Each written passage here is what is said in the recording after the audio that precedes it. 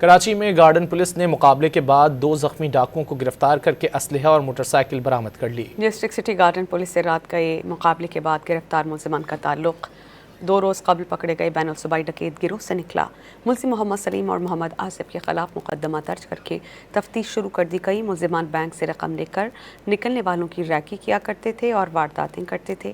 ملزمان سینکڑوں وارداتوں اور پنجاب کے کئی مقدمات میں مطلوب تھے۔ کراچی میں گارڈن پولیس نے مقابلے کے بعد 2 زخمی ڈاکوؤں کو گرفتار کرکے اسلحہ اور موٹر سائیکل برآمد کر لی۔ ڈسٹرکٹ سٹی گارڈن پولیس سے رات گئے مقابلے کے بعد گرفتار ملزمان کا تعلق 2 روز قبل پکڑے گئے بین الصوبائی ڈکیت گروہ سے نکلا۔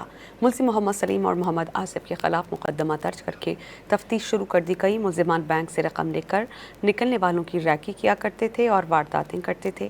ملزمان سینکڑوں وارداتوں اور پنجاب کے کئی مقدمات میں مطلوب تھے۔